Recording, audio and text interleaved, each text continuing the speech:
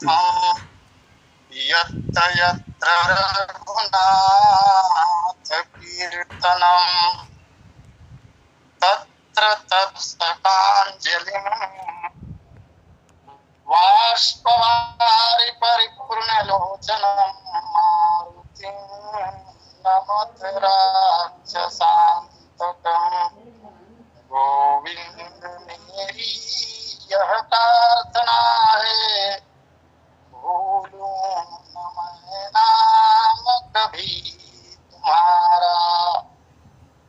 निष्काम होके दिन रात गाऊं गोविंद दामोदर माधवेति। देहांत काले मम सामने हो, बंसी बजाते मन को लुभाते। गाता यही मैं तननाथ त्यागूं गोविंद दामोदर माधवेति। याज्ञवल्क्य भरद्वाज मुनि उमा समेत महेश, बंधु तुलसीदास पुनि कागभूषुंड खगेश। सिया मांडवी उर्मिला श्रुति कीरति बरबाम। चार ललन चारों लई तुलसी करत प्रणाम। जानकी जीवनम वंदे मांडवी प्राणवल्लभम। उर्मिलारमणं वन्दे कीर्तिकान्तं नमाम्यहम्। प्रभु अवतार कथा पुनिदाई, कब शिशु चरित कहसी मन लाई। रघुपति विमुख जतन कर कोरी, कवन सकई भव बंधन छोरी। जिसने बहादी सुधाधार सुचि मानस की, विषगांठ जिसमें समस्त गई तुलसी। राम नाम मंत्र देके निर्भय बनाया राष्ट्र, जिसको बागोद मध्य तुलसी भी हुलसी। शर्मा कवि दलितों यो अछूतों को उठाने हेतु, राम को खिलाए बेर सबरी के कुलसी।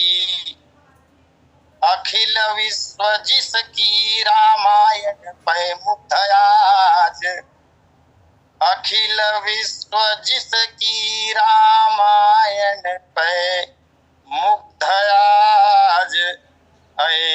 ऐसे थे प्रसिद्ध संत भारत के तुलसी। बोलिए सियावर रामचंद्र की जय। परमाराध्य श्री सीतारामचंद्र जी महाराज, भगवान भूत भावन शंकर जी, श्री सीताराम जी के चरण कमलों में नित्य अनुराग रखने वाले हनुमान जी महाराज, श्री रामचरितमानस के प्रणेता अहरनिश पूज्यपाद गोस्वामी जी महाराज, श्री राम कथा सत्संग लिंग से जुड़े हुए समस्त समादरणीय महानुभावों, अर्चनीय वंदनीय पूजनीय माताओं तथा बहनों, इस पावन कार्यक्रम के संयोजक एवं संचालक आदरणीय पटेल जी, आज के प्रथम लिंक के वक्ता बहुत ही सम्माननीय आदरणीय गणसेना जी, एवं तृतीय लिंक में जिन्हें हम सुन पाएंगे पूज्य चरण पंडित पांडे जी महाराज। आइए प्रभु श्री राम की असीम अनुकंपा से जो समय प्राप्त हुआ है उसका सदुपयोग करने का प्रयास करें। गोस्वामी जी महाराज के जन्मोत्सव पखवाड़ा के संबंध में थोड़ी सी चर्चा और पश्चात भगवान की शिष्य लीला। गोस्वामी जी महाराज के जीवन की एक घटना का वर्णन युग तुलसी पंडित राम किंकर जी महाराज ने अपने साहित्य में किया है। मैं उसे ही निवेदन करूं आप लोगों से। एक बार गोस्वामी जी महाराज भगवान श्री कृष्णचंद्र जी महाराज की लीला भूमि कर्म भूमि वृंदावन में पधारते हैं। यूं तो वृंदावन में भगवान कृष्णचंद्र जी महाराज के बुद्ध मंदिर है और विभिन्न मुद्राओं में मूर्तियां वहां पधराई गई हैं, लेकिन आज गोस्वामी जी महाराज के मन में ऐसा विचार आया कि भगवान बाके बिहारी का दर्शन मुझे करना है। और भगवान बाके बिहारी के मंदिर में गोस्वामी जी महाराज गए। उस मंदिर के एक बड़े पुजारी थे, बहुत पुराने पुजारी, वृद्ध हो चुके थे। पुजारी का नाम था परशुराम जी। गोस्वामी जी महाराज भगवान का दर्शन करने के लिए जैसे ही मंदिर में प्रवेश करने लगे तो परशुराम जी पुजारी के मन में एक बात आई, तो श्री राम के उपासक मंदिर में दर्शन कैसे आ गए? द्वैत बुद्धि रखते थे वो। श्री राम और श्री कृष्ण में अंतर महसूस करते थे वो। श्री राम को अलग और श्री कृष्ण को अलग मानते थे। जैसे ही मंदिर के अंदर प्रवेश पाने लगे गोस्वामी जी महाराज, क्योंकि वह केवल पुजारी नहीं था वरन कवि भी था, तुरंत एक दोहा सर्जना करके गोस्वामी जी महाराज की आलोचना करने के दृष्टि से उन्होंने दोहा बना के पढ़ दिया। और दोहा कुछ ऐसा कहा जाता है, अपने अपने इष्ट को, अपने अपने इष्ट को नमन करे सबको, परशुराम जी आन को नवै समूरख होए। तात्पर्य वो ये कहना चाहते हैं दोहे के माध्यम से कि अपने अपने इष्ट देव को सब लोग प्रणाम करते हैं, लेकिन अपने इष्ट देव को छोड़कर जो दूसरे का आराधन करे, दूसरे को प्रणाम करे, वह तो मूर्ख कहलाता है। गोस्वामी जी महाराज ने परशुराम जी की ये दोहा सुना। अंदर प्रविष्ट हुए गर्भगृह में, जहां भगवान बाके बिहारी विराज रहे हैं। गोस्वामी जी महाराज ने भगवान बाके बिहारी को प्रणाम नहीं किया, उनके सामने खड़े हो गए और इधर परशुराम जी छिप कर देख रहे थे कि गोस्वामी जी महाराज की प्रतिक्रिया क्या होती।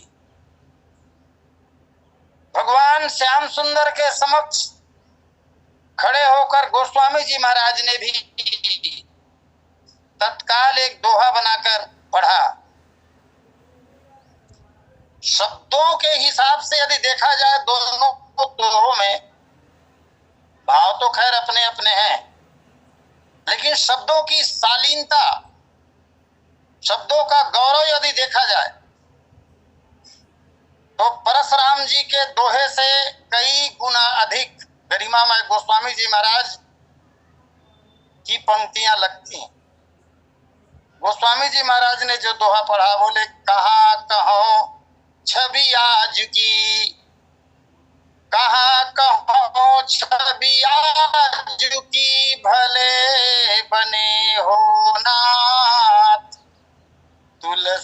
मस्तक तब नवै, जब धनुष बाण लियो हाथ।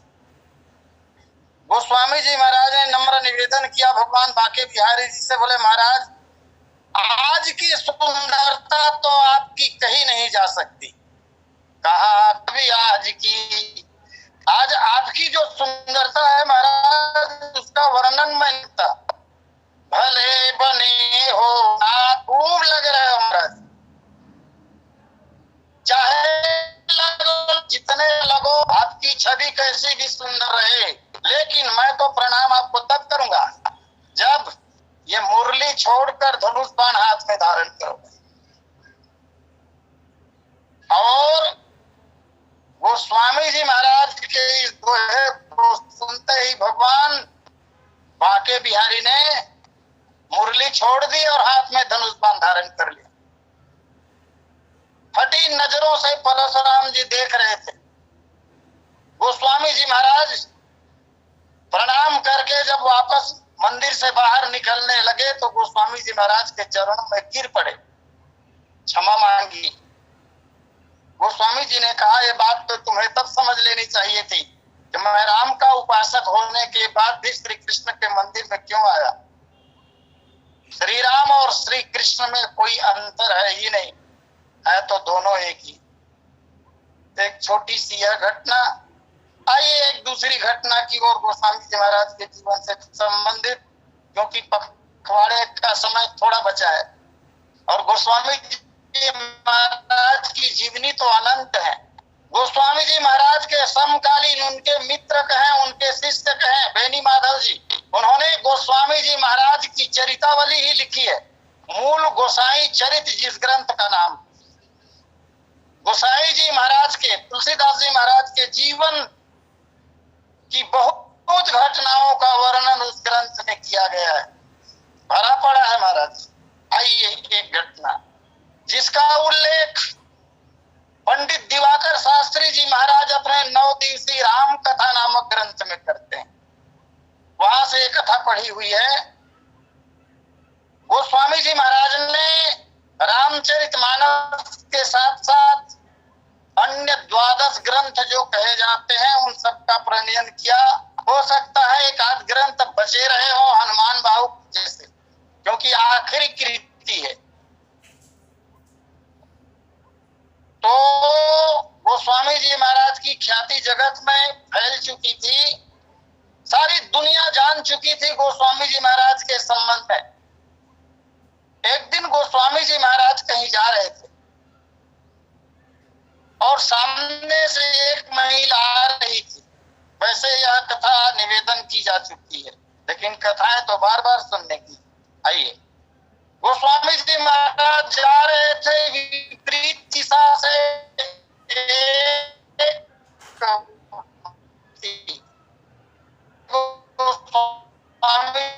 समझ के लगाने लगी, लगता है ये तो गोस्वामी जी महाराज। दोनों के कदम विपरीत दिशा में बढ़े और शीघ्र निकटता को प्राप्त होते हैं। उस महिला ने गोस्वामी जी महाराज को प्रणाम किया। प्रणाम करना चाहिए। अभिवादनशीलस्य नित्यं वृद्धोपसेविनः, महाराज मनु कह रहे हैं, चत्वारि तस्य वर्धन्ते आयुर्विद्या यशोबलम्। 4 लाभ होते हैं प्रणाम करने से। खेद की बात है आज तो प्रणाम करना ये संस्कार दिखाई नहीं दे रहा है, बहुत कम लोगों में रह गया है। और अभी गया है तो उसके सिस्टम तरीके बदल गए। दंडवत प्रणाम तो बहुत कम देखा जाता है। उस युवती ने गोस्वामी जी महाराज के श्री चरणों में प्रणाम किया और जब गोस्वामी जी महाराज को प्रणाम किया तो गोस्वामी जी महाराज ने एक सौभाग्यवती को जैसा आशीर्वाद देना चाहिए, अब गोस्वामी जी महाराज से ज्यादा अच्छा भला कौन जान सकता है। गोस्वामी जी महाराज ने सुहाग चिरंजीव रहने का अमर दिया उस महिला को। और रामचरितमानस में भी आशीर्वाद देने के लिए गोस्वामी जी महाराज ने इतनी सुंदर सुंदर पंक्तियां लिखी हैं। बोले अचल हो ही यही बात तुम्हारा, जब लगी गंग जमुन जलधारा।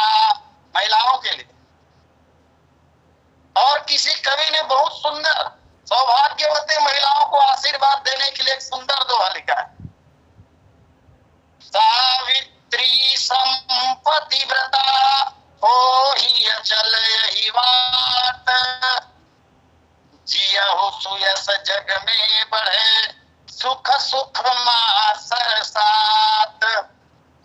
तो गोस्वामी जी महाराज ने हाथों की चूड़ियां, मांग का सिंदूर, अमर होने का आशीर्वाद दे दिया। और गोस्वामी जी महाराज के आशीर्वाद देने के बाद वो महिला फुट फुट कर रोने लगी।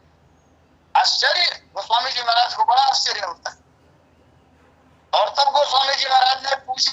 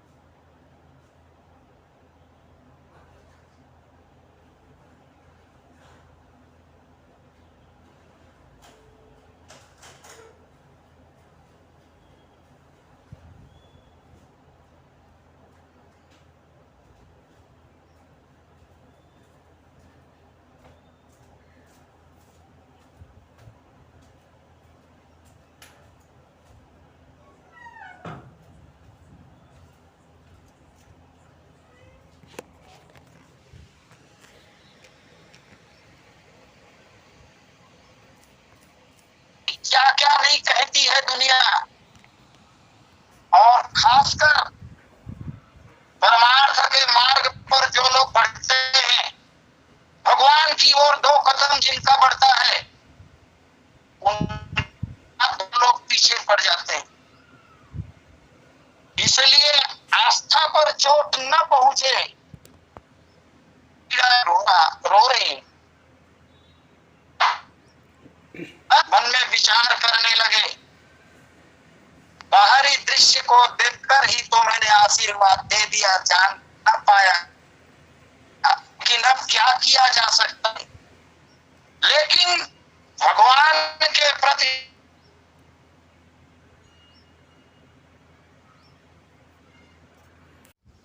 शव यात्रा की यात्रा जब आई तो गोस्वामी जी महाराज ने वहां एक काम किया।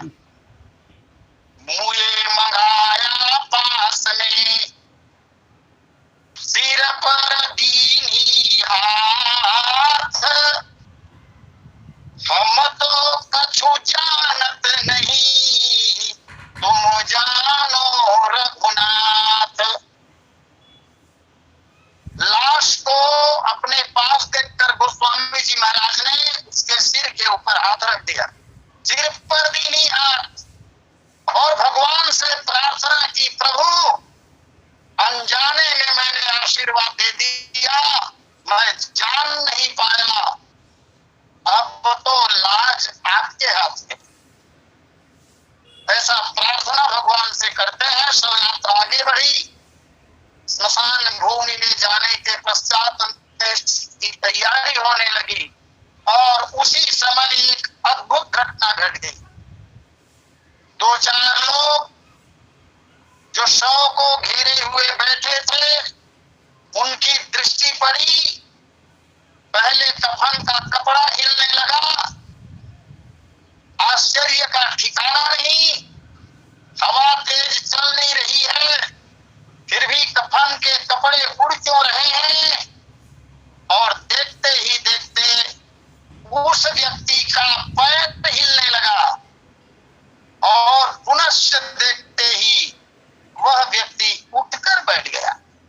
कितनी बड़ी घटना घट गई। ये थे गोस्वामी जी महाराज, जिनकी कृति आज सारे विश्व में बहुत आदर सम्मान और भक्ति के साथ पढ़ी जाती है। दुनिया वालों की बात एक छोटी सी, क्या नहीं करते और क्या नहीं कहते दुनिया के लोग। गोस्वामी जी महाराज ने जब रामचरितमानस का प्रणयन किया, सुंदरकांड में मंगलाचरण के पश्चात एक पंक्ति गोस्वामी जी ने प्रथम पंक्ति जो लिखी, जामवंत के वचन सुहाए सुनि हनुमंत हृदय अति भाए। उन दिनों के व्याकरण शास्त्र के विशेषज्ञ अपने आप को जो लोग मानते थे, उनमें से कतिपय लोगों ने गोस्वामी जी महाराज की इस पंक्ति पर उंगली उठाई। गोस्वामी जी महाराज की इस कृति की इस पंक्ति पर लोगों ने आपत्ति दर्ज कराई। उन दिनों में तो गोस्वामी जी महाराज थे। ये व्याकरण के विद्वानों ने कहा कि काव्य की सर्जना जब होती है तो यदि संस्कृत की हो चाहे हिंदी की हो, ज अक्षर से कोई अध्याय, कोई पाठ या ज अक्षर से कोई सर्ग आरंभ नहीं होता, दोष लगता है। क्योंकि ज वर्ण जो है वो अपने आप ज्वलनशील है। ज अक्षर से काव्य की शुरुआत जब होती है तो काव्य में वह दोष माना जाता है। गोस्वामी जी महाराज से पूछा गया, आपने सुंदर कांड का आरंभ चौपाई की पंक्ति से किया है महाराज, और प्रथम पंक्ति का प्रथम वर्ण जो है वो ज है, जो ज्वलनशील है। काव्य में दोष है। क्या उत्तर दिया था गोस्वामी जी महाराज ने? मैं केवल इतना कहना चाहता हूं कि यह दुनिया बहुत विचित्र है। गोस्वामी जी महाराज के सामने बात जब रखी गई कि कविता में दोष है महाराज, कल मैंने निवेदन किया था 70 से अधिक दोष मनुष्यों के द्वारा लिखे गए काव्य में पाए जाते हैं। रामचरितमानस एक ऐसा आदर्श ग्रंथ है जिसमें एक भी दोष नहीं है, ऐसा बड़े बड़े विद्वान कहते हैं। तो जब पूछा गया ज अक्षर से आपने चौपाई आरंभ की है, काव्य दोष हो गया, तब गोस्वामी जी महाराज ने वहां पर सफाई दी थी, निराकरण किया था। बोले, मैं मानता हूं व्याकरण का नियम है कि ज अक्षर ज्वलनशील है, इसलिए काव्य की शुरुआत जैसे नहीं होती। मानता हूं व्याकरण शास्त्र का नियम है, परंतु मेरी काव्य पंक्ति में केवल ज नहीं है, मैंने जामवंत लिखा है, जामवंत के वचन सुहाए, अर्थात ज के साथ स्वर लगाया है। और जब किसी व्यंजन के साथ स्वर लगता है तो व्याकरण का यह भी नियम है कि व्यंजन के सारे दोष स्वर के लगने पर समाप्त हो जाते। और दूसरे अर्थ में यदि कहा जाए, सामान्य तौर पर ये व्यंजन क्या है? व्यंजन जीव ही तो है और स्वर ही ईश्वर है, क्योंकि जब हम ईश्वर शब्द का उच्चारण करते हैं तो उसमें स्वर आता ही है। तब यह जीव चाहे जितना भी मलिन हो, विकारों से ग्रस्त हो, दोष के ऊपर दोष इसके ऊपर लगे हों, लेकिन जब यह जीव ईश्वर के साथ मिल जाए या ईश्वर की सन्निधि को प्राप्त कर ले, तब भी क्या जीव पापी रहता है? यही तो कहा था बाली ने, प्रभु अज हूं मैं पापी, अंत काल गति तोरी। इस तरह त्रुटि खोजने वाले लोग खोज लेते हैं। आइए गोस्वामी जी महाराज के जीवन वृत्त पर आज इतना ही, मानस की उस पंक्ति पर कुछ चर्चा का प्रयास करूं जहां गोस्वामी जी महाराज कहते हैं, रघुपति विमुख जतन कर कोरी, अब कवन सकई भव बंधन छोरी। और इसके पहले शब्दों पर यदि ध्यान दें तो एक जैसे शब्द हैं, संबोधन के शब्द बिल्कुल एक जैसे हैं। पहले कल की कथा में गोस्वामी जी महाराज ने कहा था, बोले जिन रघुनाथ चरण रति मानी, तिन्ह की यह गति प्रगट। जो भगवान के चरणों में प्रेम है उनकी ऐसी गति जैसी अयोध्या वालों की। सुख और आनंद की प्राप्ति भगवान के चरणों में प्रेम करने वालों के लिए। और आज की कथा में गोस्वामी जी महाराज कह रहे हैं, सब लोग प्रेम करने वाले तो नहीं होते, जो प्रेम करते हैं उनको अयोध्या वालों की गति प्राप्त होगी, लेकिन जो प्रेम नहीं करते हैं उनकी क्या गति होगी, इसका वर्णन करते हैं महाराज। रघुपति विमुख, भगवान श्री रामचंद्र जी महाराज के विरुद्ध रहने वाला।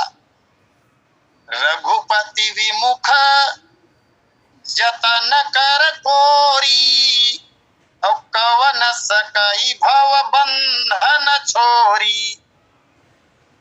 वहां भी रघुनाथ शब्द दिया और यहां भी रघुपति शब्द दिया। श्री हरि अथवा राम आदि शब्द नहीं दिए, यद्यपि अर्थ वही है।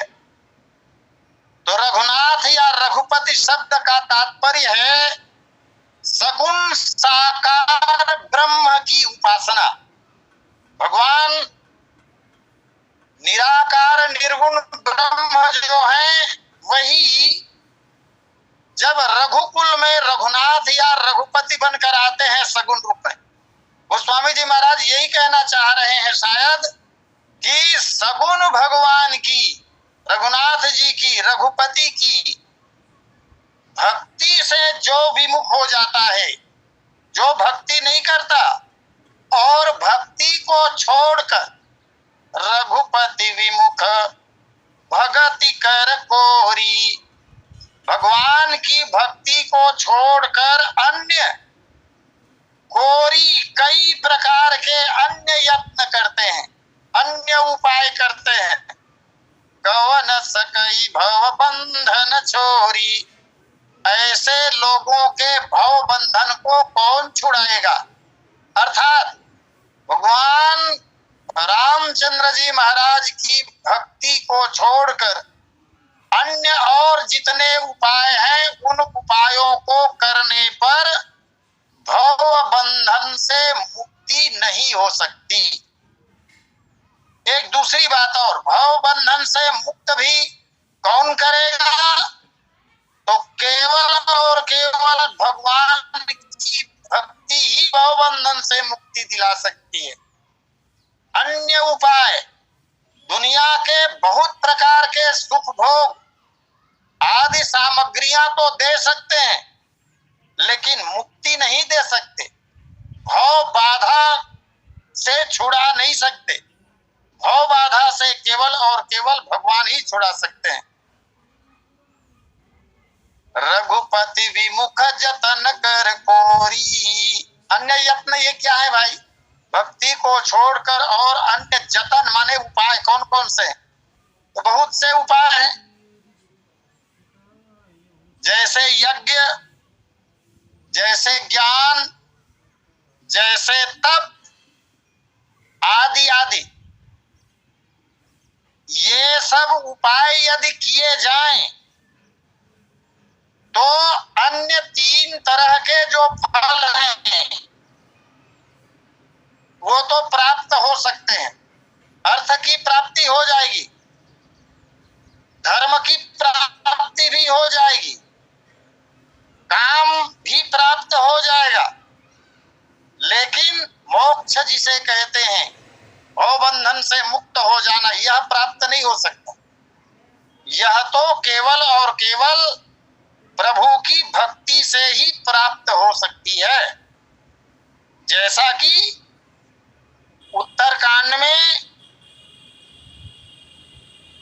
वेद भगवान स्वयं बंदी का वेश धारण करके आते हैं और भगवान रामचंद्र जी महाराज की सुंदर शब्दों वहां कहा गया, जे मान ज्ञान विमत्त तव भव हरनि भक्ति नयागति,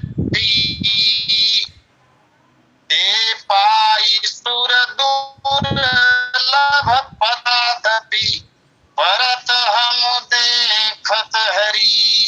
साक्षात वेद कह रहे हैं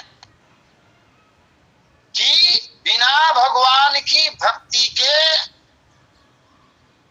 भव बाधा से मुक्ति संभव ही नहीं है।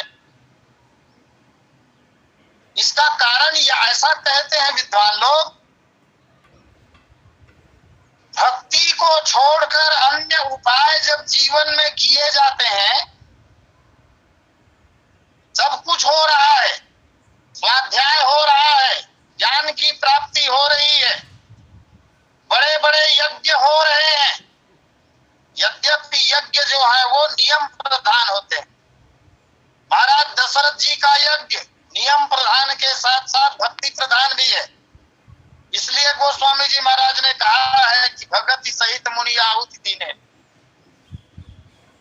तो भगवान वेद के कथनानुसार यज्ञ है, ज्ञान है, तप है, इन उपायों को करने से होगा क्या? अन्य फल प्राप्त होंगे, लेकिन माया की निवृत्ति नहीं होगी। और जब तक माया की निवृत्ति नहीं होगी, यहाँ माया का तात्पर्य अविद्या माया से है, विद्या माया से नहीं। अविद्या माया की निवृत्ति कराने में ये सक्षम नहीं है, चाहे यज्ञ हो चाहे तप हो। और जब तक माया की निवृत्ति नहीं होगी, तब तक जीवन में भगवान की भक्ति नहीं आ सकती है। हाँ, बाहर से लग सकता है कि भक्ति हो रही है, यह अलग बात है, लेकिन मानस जी की भाषा में जिसे भक्ति कही गई है, शास्त्रों की भाषा में जिससे भक्ति कही गई है, वह है कि नहीं, इसे तो साधक की अंतरात्मा और भगवान ही जान सकते हैं। प्रगट रूप में देखने वाला नहीं जान सकता भक्ति हो रही कि नहीं। नहीं हो रही है तब भी होने का आभास हो जाएगा। तो इन उपायों से माया की निवृत्ति नहीं हो सकती। जब तक माया की निवृत्ति नहीं होगी तब तक भक्ति नहीं होगी भगवान की। और जब तक भगवान की भक्ति नहीं होगी तब तक भव बंधन से मुक्ति भी नहीं हो सकती, क्योंकि भव बंधन से मुक्ति दिलाने में केवल और केवल भक्ति ही सक्षम है।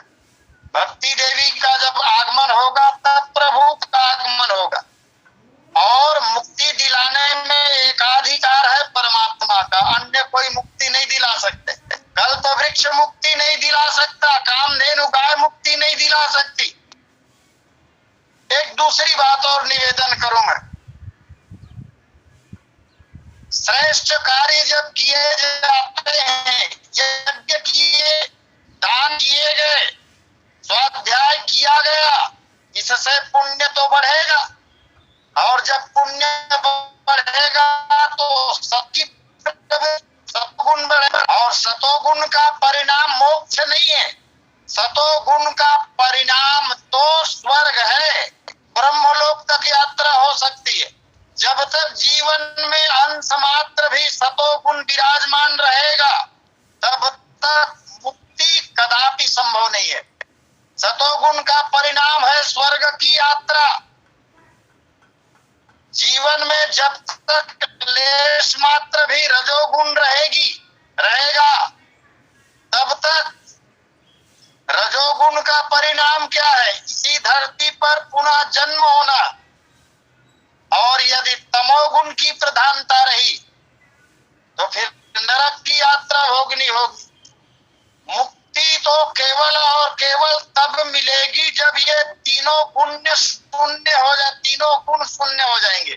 सतोगुण, रजोगुण और तमोगुण, इन तीनों को अपनी साधना के बल पर अथवा भक्ति के बल पर पार कर जाएगा, अत्रि की तरह, अत्रि मुनि की तरह।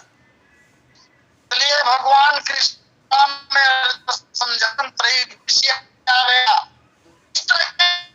भगवान, ये गुण तक रहेंगे जीवन में, तब तक भव बंधन से छुटकारा नहीं मिल सकता, क्योंकि इनके परिणाम जिन पर अभी चर्चा की गई ये मिलते रहेंगे। तो जो भी कर्म जीवन में हो रहे हैं वो सारे जब भगवान को समर्पित कर दिए जाते हैं, अब ये भी सब लोगों के बस की बात नहीं है। सत्कर्मों का समर्पण, हे देव आपकी कृपा से जो भी कर्म मुझसे बन पड़े ये मैं सब आपको समर्पित करता। यह भाव जब साधक करता है तब जीवन में भक्ति आती, और भक्ति आने के पश्चात ही मुक्ति संभव है। आइए, समय पूर्णता पर है, अस्तु यही वाणी विराम। सादर आमंत्रित करूं आदरणीय पटेल जी को। बोलिए सियावर रामचंद्र की जय। बोलिए सियावर रामचंद्र की जय। बहुत बहुत धन्यवाद आचार्य जी, आपके श्रीमुख से गोस्वामी तुलसीदास जी जीवन चरित्र के साथ साथ भगवान के शिशु लीला का सुंदर वर्णन। नमः